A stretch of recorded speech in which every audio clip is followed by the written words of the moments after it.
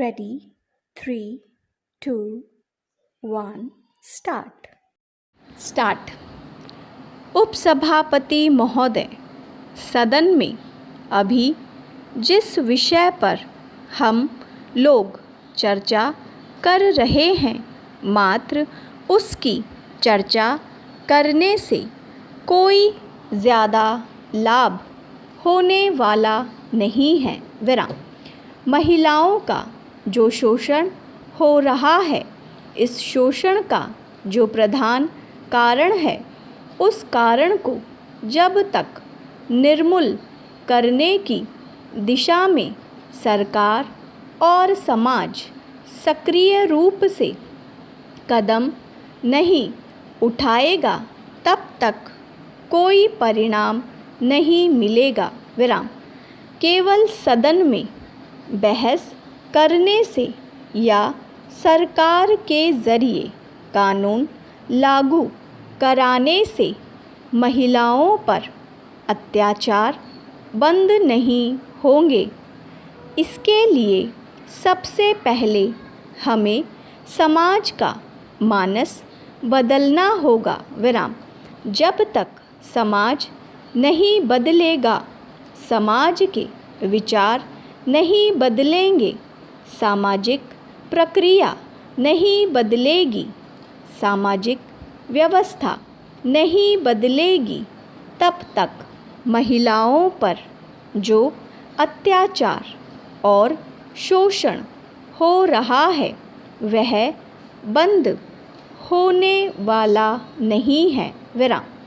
इस दृष्टि से ज़रूरी बात यह है कि वर्तमान व्यवस्था में आमूल परिवर्तन किए जाएं। विराम। महिलाओं पर अत्याचार की जड़ क्या है? महिलाओं का जो शोषण होता है, उन पर जो अत्याचार होता है, उसके दो कारण हैं। विराम। एक तो है यौन आकर्षण और दूसरा है अर्थ प्राप्ति। विराम। इन दोनों दृष्टिकोणों से महिलाओं पर अत्याचार हो रहा है। विराम।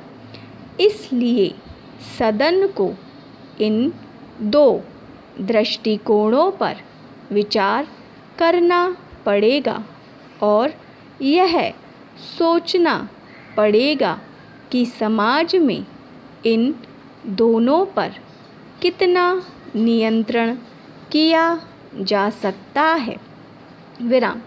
कहने का मतलब यह है कि जब तक देश में पूंजीवादी काला बाजारी और मुनाफाखोरी की व्यवस्था चलती रहेगी, तब तक सब जगह यह अत्याचार जारी रहेगा। विराम। महिलाओं के साथ भी यह जुड़ा हुआ है, क्योंकि जहाँ तहाँ से अर्थ की प्राप्ति ही पूंजीवाद की जड़ है। महिलाओं के साथ भी आज वही जुड़ गया है या उनके साथ इसे जोड़ा जा रहा है। विराम। इस पर हमको सोचना चाहिए। विराम। दूसरा कारण है, क्या इस देश के लोग इस बात को मानने को तैयार हैं, क्योंकि हमारे यहाँ पुरुष प्रधान प्रणाली है, पुरुष की प्रधानता है। विराम।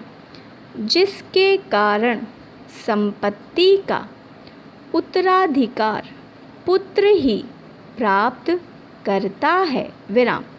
पिता की संपत्ति में आज पुत्री का कोई अधिकार ही नहीं रह गया है, जबकि नए कानून के अनुसार अब धीरे धीरे यह व्यवस्था कानून के माध्यम से लागू की गई है कि